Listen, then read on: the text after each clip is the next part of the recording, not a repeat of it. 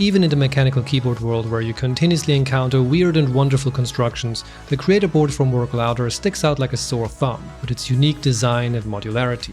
Even the packaging is something you've probably never seen before. I mean, just look at it, it's pretty cool. Targeted primarily at creators and those who wish to be, it has a lot riding on its world-changing promises and boundary-defying claims. But after having used it for the past few weeks, I wonder if the early adopter fee for this brand new product and company is actually worth it.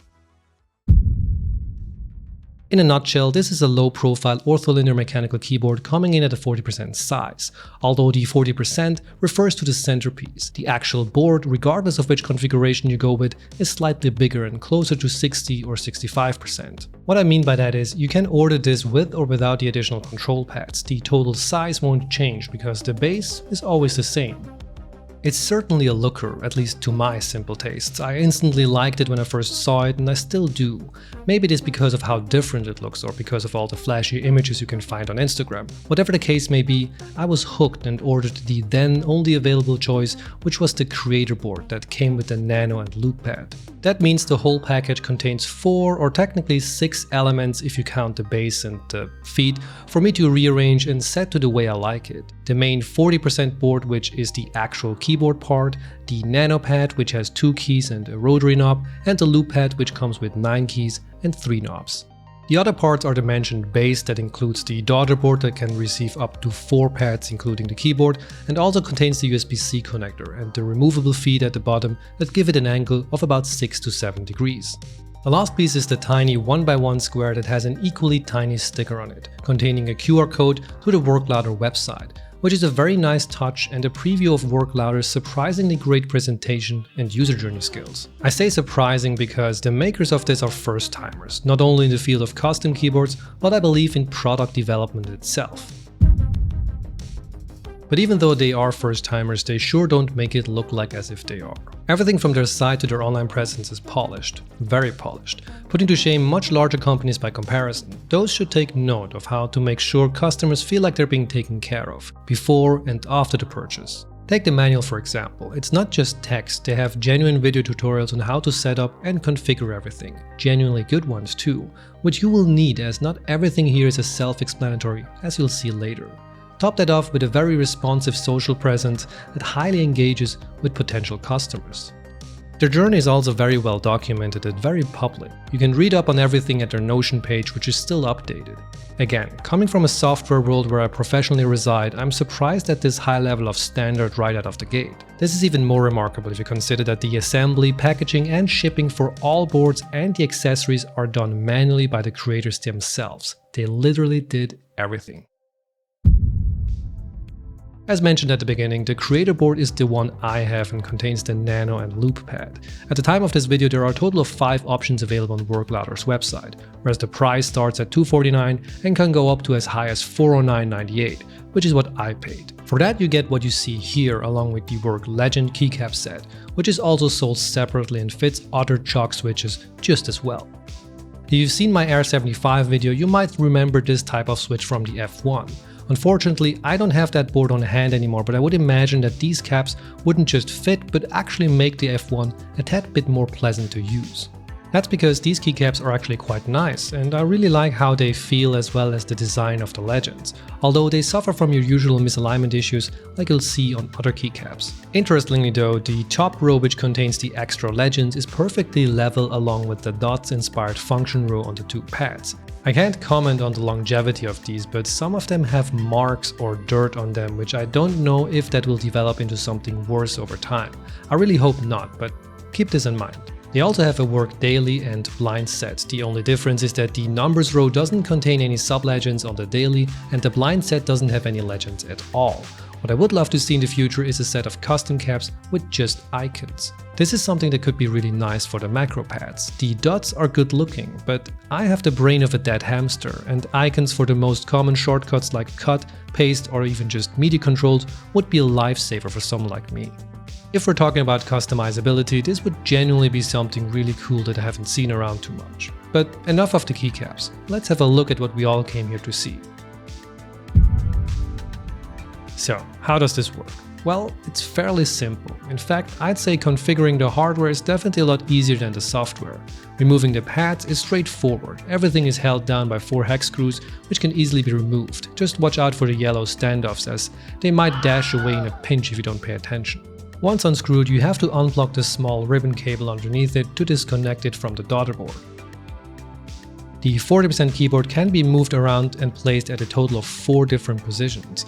The rest can then fit in anywhere around it. The orientation doesn't matter either, as this is 100% customizable, and you can change any key to do whatever using VIA.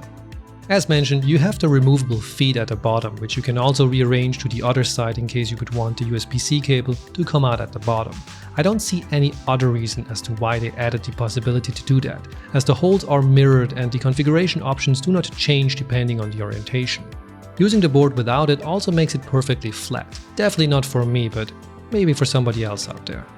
If you've never used an ortholinear layout like me, it definitely takes some time getting used to. The additional layer of complexity coming from the 40% size doesn't help the onboarding process either. I found it challenging, but I didn't mark it as a negative point. This is a different layout and a personal choice that shouldn't factor into an unfavorable recommendation. The build quality, however, does. The construction of this board is interesting to say the least. The modularity is its most unique selling point, and coming up with this concept must have been a moment of brilliance. But as much as I enjoy having the ability to tailor experience towards my needs, you don't have as many choices as you might think. As mentioned, the 40% keyboard can only be placed at a maximum of 4 positions. You then have the choice to fill up the rest of the space with up to 3 nanopads, or 1 nanopad and 1 loop, or any of the configurations with fewer components. But if you think about it, there are only really 2 places where you would want to place the main keyboard, and that's either the far left or right side. If you move it to the top, you're either gonna have a big chin at the bottom, or if you add the loop pad, a very accidental prone macro board, which is frequently in the way. You can operate a board without the 40% keep, but there's not a lot of space where you could mount additional pads because the base doesn't have the mounting holes for it, and even if it did, you can't connect more than 4 pads, so this macro god of a vision you see here is sadly not possible. Of course, this might not be an actual use case, but for someone who might have been interested in a second, highly customizable macro pad, or just someone who doesn't want to switch to an ortholinear layout and instead use the space for additional shortcut keys, this probably isn't what you were looking for. But what if you do like the idea of a 40% layout? What if the 9 loop keys or rotary knobs or nanopads are just enough for exactly what you need? Well, the typing experience might be the other thing that could put you off. It's unsatisfying to say the least. Now, full disclosure here, I recently discovered that low profile boards just aren't really my thing. But I think even if you do like them, there are a few issues here that go beyond the limitations of its chosen switches. For example, I really wish the spacebar had stabilizers. It's only 2 units wide, but sometimes my thumb pushes it down on the side, which makes it go halfway before the switch actually actuates, resulting in something that feels like a 2-state press every time I use it. The other thing is the height. Although it can be seen as a victim of its own modular construction, it seems a bit contradicting, or dare I say it, design over function. What I mean is, due to the way the PCB is mounted atop the base, it's almost as tall as a fully mechanical keyboard. This sort of defeats the point of a low-profile device if you ask me. Here you end up with all the thickness but half the travel distance. There's a bit of a, well, how else should we have done it, overshadowing my points, but I still feel like this hasn't been fully thought through. Take the 40% keep for example. It has some flex at the top and bottom row, with the center being more solid due to the 2 support beams underneath it, making sure the PCB doesn't collapse on itself. Now, there's nothing wrong with this, but there's something wrong with the beams. If you look closely, you can see that they don't touch the base, and I actually think they're a bit too short, as the PCB seems pretty level to me. The result of this is an annoying additional clack when you type, making it sound very unpleasant.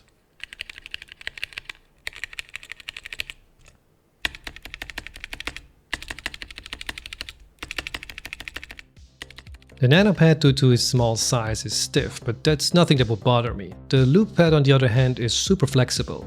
It shares the same width as the keyboard, but does not have any support beams, making it quite bendy, although it is stopped by the daughter board underneath it if you have it set up at the top row. There might be a concern regarding the sharp soldering tips possibly touching or damaging the fine ribbon cables, but I think that's an unlikely scenario. What is of concern is how the daughter board pushes the switch away from its socket. If you look closely again, you can see the switch moving every time I push down on the side. There are no rubber feet, and due to its lightweight nature, it has a pretty bad grip and frequently left its appointed position. Maybe I'm spoiled by having used boards that on average weigh around 4 pounds, but adding a pair of rubber feet or a strip doesn't feel like asking too much, especially at a $400 price point. Then there are the sockets that are used to hold in all the pads, which on my unit had some that weren't pushed in all the way, which resulted in a very nasty and uneven experience. To make things worse, the parts that stuck out actually scratched my desk when the board kept sliding around. Moving over to the switches, they are, as mentioned, kale chocks, yellow ones to be more precise, so you'll be bound to a smaller selection of available keycaps. Technically, you could loop these, but as I ordered the soldered version, I couldn't do this retroactively. If you do decide to go with worklouder and don't mind soldering, I would highly recommend getting the DIY kit, as you can loop or go with a different type of switch altogether. Finally, we have the rotary knobs. Regardless of which configuration you go with, you're gonna end up with at least one of them. Since this is my first encoder experience with any custom, the other one being that of the Logitech Craft, I can't say much about these other than that they feel pretty good and have a very hefty click, which requires quite a bit of force to push down. It's definitely not something you will hit on accident, for better or worse.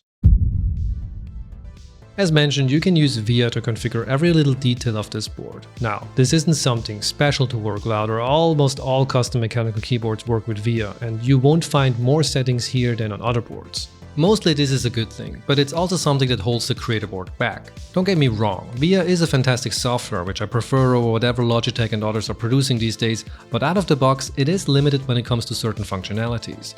You can approach the pearly gates and dive into custom firmware territory with QMK, but that's an entirely different beast. One of these limitations is the lack of automatic profile switching depending on which app you are using. For me, this isn't an issue in other custom keyboards, but here, where its primary selling point is enhanced productivity, it is something I would have wanted. When I'm making a video, I frequently switch between DaVinci Resolve, Bitwig Studio for my audio recordings, and Photoshop. All of these applications have different shortcuts when it comes to their core functionalities like zooming, scaling, and modifying parameters. With the added control this board gives me, it's a bit of a pity that I can't fully leverage it. Yes, I could technically switch profiles using the keys, but this is exactly something that any other board marketed in this sector would do automatically. This isn't worklouder's fault, it's a limitation of its environment, but one that should be noted. Another issue is how the available controls actually behave. Let's look at Photoshop, where I can map one of the rotaries to zoom by setting it to Ctrl- and plus. But the steps that Photoshop uses are huge and kind of useless. They would need to be much more granular to make any sense. I then tried to use it for the brush size by configuring 2 of the available encoders to change both the size and hardness. We again have controls that don't feel as fine or accurate as their default counterpart. What I mean is that the built-in shortcuts from Photoshop are much more convenient and faster to use. If you want to change brush size, just hit Ctrl-Alt, right-click and move your mouse horizontally or vertically. Going over to Resolve, we have similar issues as with Photoshop. Configuring one of them to scrub through the timeline seems like another neat idea at first, but the steps aren't fast enough to make it useful. This is an area where I would have liked to get an acceleration curve for the encoder. You can change it to just hop over clips, which is faster, but then you lose any fine controls. One area where they could have been incredibly useful is to give direct access to color grading controls. This would have been a game changer for me and something that would have been incredibly convenient. Unfortunately, DaVinci Resolve doesn't have any shortcuts for changing these values in the editing page, which is a real pity, but again, technically not something that's worklouder's fault. If you're wondering how all of this behaves on macOS or even a mobile device such as an iPad, the good news is it works just as well, which depending on your impression so far can also be seen as bad news. What I really liked is that the macros you configure on one system will carry over to another. For example, the rotary I set up to change the brush size worked exactly the same on macOS as it did on Windows without any modifications or having to switch profiles. This worked for everything I tested, but keep in mind that shortcuts that require Windows or Mac specific keys might not play along so nicely. This also goes for something like an iPad, although since worklouder boards aren't wireless, I really don't see this as an elegant solution. But again, like so many things, this is a preference of mine and not a rule. I'd also like to note that I didn't spend too much time testing this on Mac or iOS, but VIA works just as fine. You'll need to configure the board on a desktop though, as there is no app for mobile devices. Now there's one last option that I briefly mentioned earlier, which I haven't gone into detail about yet, and that is creating and using a custom firmware. I stumbled over this while trying to figure out ways to improve the functionality. In short, you essentially can get even more direct access to controls such as the mouse wheel or even mouse movements. This technically means you could create macros that simulate the native way of how Photoshop or other applications would want you to change its parameters. I couldn't try all of this, as the options are so vast and could easily consume days or weeks trying to discover everything. So for the sake of simplicity, let's work with assumptions. In theory, you could create a macro that holds down the Control, Alt, right-click, and even move the mouse horizontally or vertically, and bind it to one of the encoders, essentially creating the perfect macro for a very specific function within an application. But there's one problem I have with this, which leads me perfectly into the last chapter of this enormously long video. Custom firmware isn't an easy thing to set up, let alone configure. There's a great tutorial on QMK's website, but depending on your experience with programming or setting up development environments, this can be very daunting. And that's where, in my opinion, the marketing of the Creator Board doesn't quite match up to its delivery. The promises on the website aren't false, but in order to get there, it takes a lot more effort than one might expect. Now, this is how I feel about the board. You may not run into any of these issues, and maybe using the rotaries for undo and redo is just enough for you. But the question I beg then is, what sets the Work Louder boards apart from any other custom keyboard? Because all of these software options are available for anything out there running VIA. For example, I've never tried this because I don't own a Q2 yet, but I assume the encoder there is just as programmable as any of the 5 I have on my Creator Board. Well, obviously it's the hardware then, but no matter how good or well intended the concept is, without proper software backing it, it'll struggle to fulfill its potential. I'll give you another example. Using QMK, you technically have access to MIDI controls. That's right, you could manipulate MIDI signals. This is incredible, and for music production, this board with its modular design could theoretically be an absolute killer. Let's do a little bit of wishful thinking here. From what I understand, the available functions you have within VIA are programmed into the firmware of the board, meaning besides the basic keys, lighting, media and so on, you have specials that contain functionalities like mouse movements, which have to be enabled or programmed into the firmware to show up. What would be incredible is to have common functionality for popular creative apps ready to be picked and bound to whatever button or rotary you choose. If you ask me, this would give the Work Louder the edge over the competition. Anybody can program these themselves, given enough time and nerves, but having functions ready instead of having to create the macros yourself, which also don't work as well as their native counterparts, is something Work Louder could strive for. For example, including the Photoshop zoom in function that uses a combination of Alt and mouse wheel up, instead of manually creating the awful version with Ctrl and plus, would give me the granularity and ease of use I require. Maybe Work Louder even thought about this, and it's just not feasible. But what do I know? I am for sure not qualified enough to give guidance on how to develop custom keyboard firmware. But despite all of the issues I had with the board, from hardware to software, I do still like the concept, and I would love to see a version 2, 3 and even more. The Creator Board is, for better or worse, a first generation product, and almost everything about it hints at a grander future that has yet to come. The early adopter fee is in full effect here, and you will have to pay extra to get everything it can potentially do out of it. Or at least, I have to. Hey, thanks so much for watching, and I hope you safely arrived in 2022. I really wish this board was better, but who's to say that this won't happen in the second or even further iterations. I for one am looking forward to what Work Louder will be cooking up in the future. I hope they don't drop this concept and improve upon it. Invest the money they made back and truly create the perfect board for creators. Anyway, thanks for watching. See you in the next one. Bye.